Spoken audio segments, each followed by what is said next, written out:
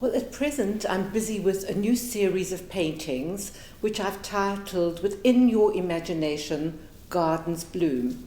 And for me, it all starts with a glimpse of possibility. In fact, I call myself a glimpsarian thinker, which comes from my book, The World of Glimpse. And I also call myself a possibilityist, because within that glimpse, there are just so many possibilities.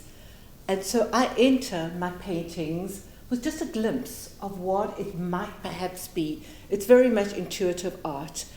I don't predetermine what I'm going to say. I find my way as I go along. Within my imagination, gardens bloom, but not only gardens, because one's imagination is abundant if you don't straitjacket it, if you allow it to actually bloom. So what I have here is butterflies in space, butterflies in orbit, in gardens in space, a spatial garden. I don't impose ideas in advance. The ideas come to me from my paintings. And what I like so much when I talk to audiences is that because I haven't imposed subject matter on it, only vague ideas of possibilities, they start to use their own imaginations in terms of what they see. I do, and the audience will view. And this is a collaborative exchange between me and my audience. They're creating their way, I've created and am still creating my way, because I really feel that creativity is something we can all do together. What I do is I penetrate my glimpse, and I invite you to penetrate yours. And that is why I paint with thick paint. I love the feeling of paint. I love having lots and lots of layers of paint.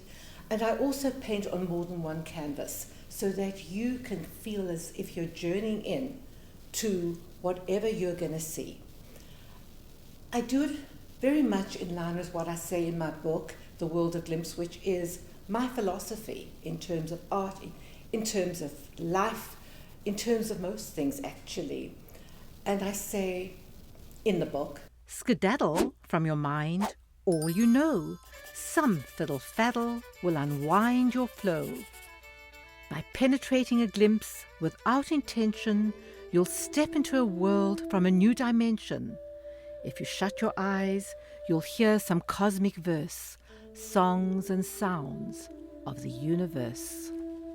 seeing is not the same as just looking.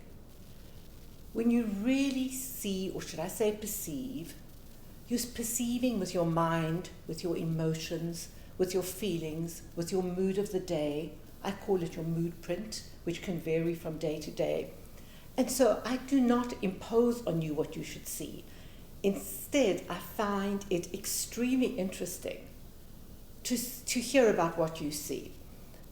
One person the other day in an audience absolutely saw a figure, but so definitely of a woman, who I hadn't seen before, but once he pointed it out, yes, she was indeed there, and other people in the audience also began to see it, because the audience is creating visually as they are looking as well, because this is what painting is about. It's all about what you see, how you see, that actual glimpse of possibility.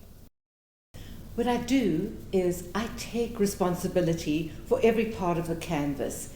Every part of the canvas, as far as I'm concerned, is a little painting on its own and should stand as a painting in its own right. I am stretching this whole idea of possibility into the way I work, in that there are many, many possibilities in one of my paintings for many, many paintings. Now I'm showing you this painting horizontally, but I want to also show you how it would look if I stand it up vertically.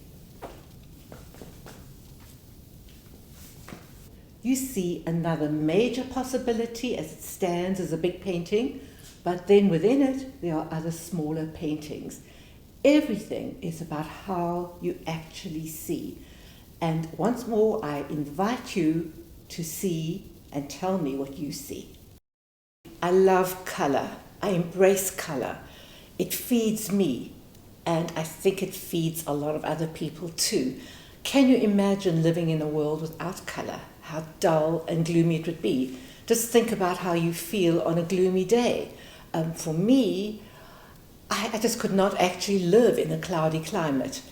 So I use a lot of colour, and the one juxtaposes against the other, and these contrasts as well as the darker backgrounds really once more make you journey into a whole world of colour, into a whole colour whirl.